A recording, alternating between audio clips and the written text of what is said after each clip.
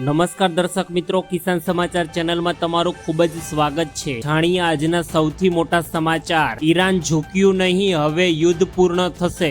ગુજરાતમાં વરસાદનું high alert. દેશમાં લોકડાઉન લાગવા બાબતે શું થયું? મહિલાઓને વ્યવસાય કરવા 2 લાખની સહાય। હોર્મુઝ ખુલશે, ભારતને રાહતની આશા। 1 વર્ષમાં ઘૂંટણીએ પડશે મોદી સરકાર। પેટ્રોલની જગ્યાએ આ ઈંધણ 25 રૂપિયાનું લીટર। સોનું થશે 3 લાખને પાર। ચોમાસાની ગુજરાતથી કેટલું દૂર અને સરકાર આપશે 12,000 રૂપિયાની સહાય। આ તમામ અગત્યપૂર્ણ સમાચાર જાણીએ તે પહેલા મિત્રો, જો કિસાન સમાચાર ચેનલમાં તમે નવા છો તો ખેડૂતોની આ કિસાન સમાચાર ચેનલને જરૂરથી સબસ્ક્રાઇબ કરી વિડીયો લાઈક કરી દેજો। આજના સૌથી મોટા સમાચાર સામે આવી ગયા છે, જેમાં અત્યારે ઈરાન અમેરિકા વચ્ચે મોટી અપડેટ આવી ગઈ છે। ઈરાન અત્યારે ઝૂક્યું અને હવે યુદ્ધ પૂર્ણ થઈ જશે। સૌથી સારા સમાચાર સામે આવ્યા।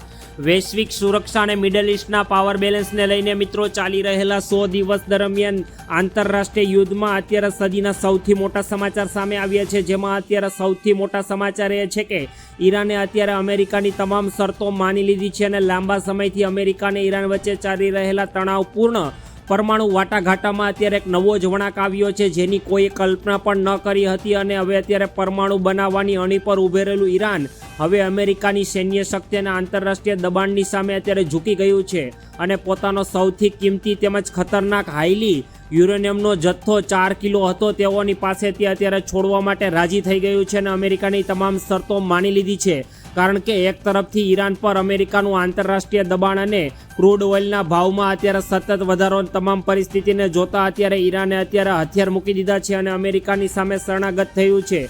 અમેરિકાના પ્રતિષ્ઠિત અખબાર ન્યૂયોર્ક ટાઈમ્સના અહેવાલમાં પણ આ દાવો કરવામાં આવ્યો છે। ત્યારબાદ અત્યારે આ સમાચાર ખૂબ જ ઝડપથી વાયરલ થઈ રહેલા છે। મિત્રો, તમારું આ સમાચાર બાબતે શું કહેવું તે નીચે કમેન્ટમાં જણાવજો।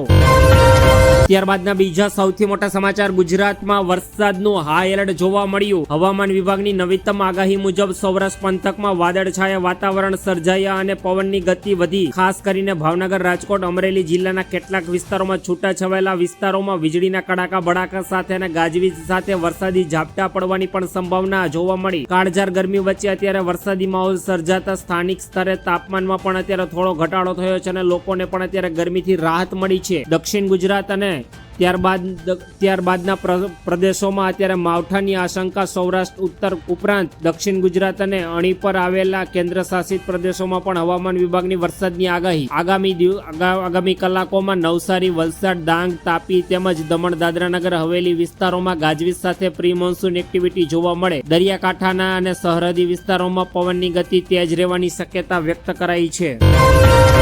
ત્યારબાદના અગત્યપૂર્ણ સમાચાર। દેશમાં લોકડાઉન લગાવવા બાબતે શું કહ્યું? અમેરિકા, ઇઝરાયલ અને ઈરાન વચ્ચે ચાલી રહેલા યુદ્ધના પગલે ભારત સહિત વિશ્વભરમાં પેટ્રોલ, ડીઝલ અને ગેસ તંગી ઊભી થવા પામી છે, જેમાં ભારતની સ્થિતિ મજબૂત છે।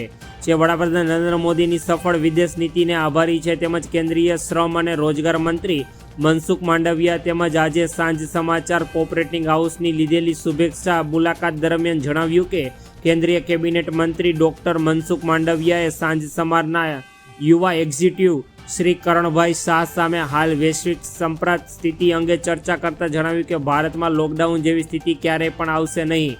દેશમાં પેટ્રોલ અને ડીઝલની સપ્લાય પહેલા કરતાં અત્યારે ઉલટાની વધી ગઈ છે અને આવનારા દિવસોમાં પણ ભારત દરેક પરિસ્થિતિને સામે લડવા માટે તૈયાર છે।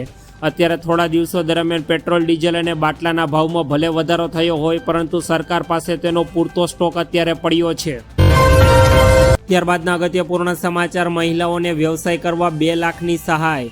સરકારે મહિલાઓ માટે અત્યારે મહિલા સ્વાવલંબન યોજના શરૂ કરી અને સરકાર દ્વારા હંમેશા મહિલાઓને આગળ લઈ આવવા માટે અનેક વિવિધ પ્રકારની યોજનાઓ ચલાવવામાં આવતી હોય છે, જેમાં આ યોજના હેઠળ મહિલાઓને વ્યવસાય શરૂ કરવા માટે સરકાર હવે 2 લાખ રૂપિયા સુધીની લોન આપવાની વ્યવસ્થા કરી દીધી છે। આ યોજના હેઠળ મહિલાઓ માટે 307 વિવિધ પ્રકારના વ્યવસાયો સરકારે લોન માટે ઉપલબ્ધ કર્યા છે, જેમાં આપણે વાત કરીએ તો બ્યુટી પાર્લર, દરજીકામ, મસાલા બનાવટ, અગરબત્તી, મોતીકામ, ભરત ગૂંથણ અને દૂધની પ્રોસેસિંગ જેવી વ્યવસાયોનો સામેલ સરકારે કર્યો છે। આ તમામ વ્યવસાયને શરૂ કરવા માટે અત્યારે મહિલાને 2 લાખ રૂપિયા સુધીની કોઈ પણ ગેરંટી વગરની સરકાર દ્વારા લોન આપવામાં આવે છે અને સરકાર દ્વારા અત્યારે ગૃહ ઉદ્યોગને પ્રોત્સાહન મળે તે માટે અત્યારે એને મહિલા સશક્તિકરણ આવે તે માટે સરકારે આ યોજના શરૂ કરી છે। ત્યારબાદના અગત્યપૂર્ણ સમાચાર, હોર્મુઝ ખુલશે, ભારતને રાહતની આશા. ટ્રમ્પના નિવેદનમાં સૌથી વધુ ધ્યાન ખેંચનાર મુદ્દો હોર્મુઝ જળમાર્ગનો હતો. તેમણે કહ્યું કે સમજૂતીના ભાગરૂપે હોર્મુઝ ફરીથી સંપૂર્ણ રીતે ખુલ્લો કરવામાં આવશે. વૈશ્વિક વેપાર અને ખાસ કરીને તેલ પુરવઠા માટે હોર્મુઝ જળમાર્ગ અત્યંત મહત્વનો ગણાય છે. વિશ્વના મોટા પ્રમાણમાં ક્રૂડ ઓઇલનું પરિવહન આ જળમાર્ગ મારફતે થાય છે. છેલ્લા કેટલાક મહિનાથી અને વિસ્તારમાં વધેલા તણાવને કારણે અનેક દેશો અને આંતરરાષ્ટ્રીય બજારોમાં અત્યારે ચિંતા વધી છે. પરંતુ ટ્રમ્પના દાવા બાદ ઈરાને તરત જ સ્પષ્ટતા કરી છે કે હોર્મુઝ પર તેનું નિયંત્રણ યથાવત રહેશે. ઈરાનના સત્તાવાર વર્તુળો એ જણાવ્યું છે કે દેશમાં માત્ર યુદ્ધ પહેલાં જેટલા જહાજો પસાર થવા મંજૂરી આપવાની તૈયારી દર્શાવી રહ્યો છે, પરંતુ તેનો અર્થ સંપૂર્ણ મુક્ત માર્ગ એવો ક્યારેય યોગ્ય નથી. ઈરાને અત્યારે હોર્મુઝ માત્ર વેપારી માર્ગ નથી, પરંતુ વ્યૂહાત્મક અને સુરક્ષાની દ્રષ્ટિએ પણ અત્યંત મહત્વપૂર્ણ વિસ્તાર છે.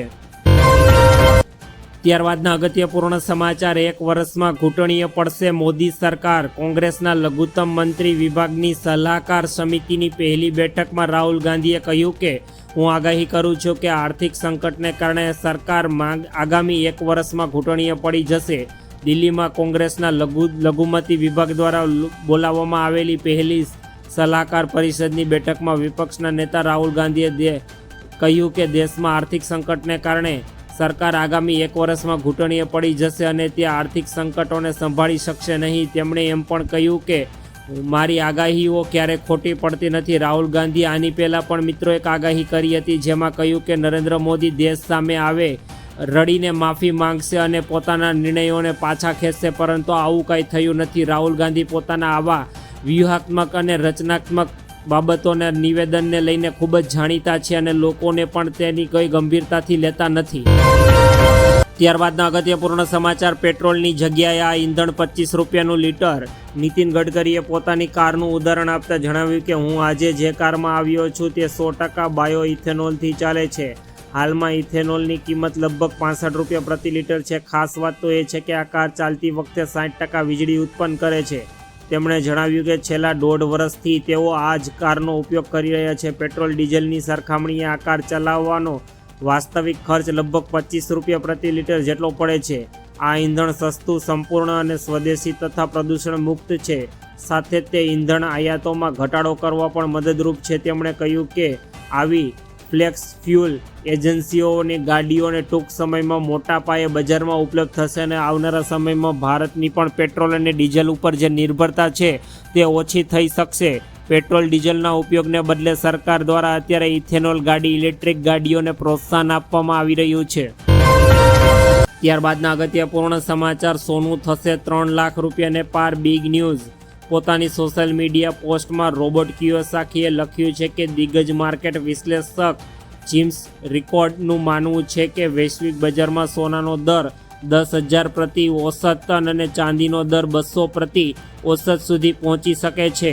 હાલના સમયમાં સોનું આશરે 4,500 પ્રતિ ઓસત અને ચાંદી 75 પ્રતિ ઓસતની આસપાસ ટ્રેડ થઈ રહ્યું છે. જો આ ભવિષ્યવાણી સાચી થઈ તો ભારતીય બજારમાં સોનાનો ભાવ 10 ગ્રામનો 3 લાખ પહોંચી જશે અને ચાંદીનો ભાવ પ્રતિ કિલોએ 5 લાખને પાર પહોંચી જશે. પરંતુ આ આગાહી છે મિત્રો, કોઈ હકીકત નથી. આવનારા દિવસોમાં આગાહી સાચી પણ પડે અને ખોટી પણ પડે, તેને લઈને અત્યારથી કોઈ પણ અત્યારે માહિતી મેળવી શકાય નહીં. ત્યારબાદના અગત્યપૂર્ણ સમાચાર, ચોમાસું ગુજરાતથી કેટલું દૂર. દેશમાં અત્યારે હવામાન બેવડું ઋતુ બતાવી રહ્યું છે. એક તરફ દક્ષિણ પશ્ચિમી ચોમાસું ઝડપથી આગળ વધી રહ્યું છે, જેને કારણે દેશમાં એકસાથે અનેક ચક્રવર્તી પરિભ્રમણ સક્રિય થઈ ગયા છે. પરિણામે દેશના ઘણા રાજ્યોમાં 70 કિલોમીટર પ્રતિ કલાકની ઝડપે પવનો ફૂંકાયા છે અને ભારે વરસાદની ચેતવણી આપવામાં આવી છે. તો અત્યારે હજી વિધિવત રીતે ચોમાસાની વાત કરીએ તો ચોમાસું અત્યારે 26 મેના દરમિયાન કેરળ પર પહોંચવાનું છે. ત્યારબાદ અત્યારે આપણે 10થી 15 દિવસ ગણીએ તો પણ ગુજરાતમાં ચોમાસાનું આગમન અત્યારે 11 જૂન પહેલાં થાય તેવી કોઈ પણ સંભાવના નથી. આવનારા દિવસોમાં ચોમાસું ગુજરાતમાં સારો એવો વરસાદ લઈને આવે તેવી અત્યારે તમામ લોકો અને ખેડૂતો આશા કરી રહ્યા છે અને ચોમાસું હજી ગુજરાતથી 10થી 15 દિવસ જેટલું દૂર છે. ત્યારબાદના અગત્યપૂર્ણ સમાચાર, સરકાર આપશે 12,000 રૂપિયાની સહાય. ભારતને સ્વચ્છ બનાવવા માટે ભારત સરકાર દ્વારા મફત શૌચાલય યોજના શરૂ કરવામાં આવી.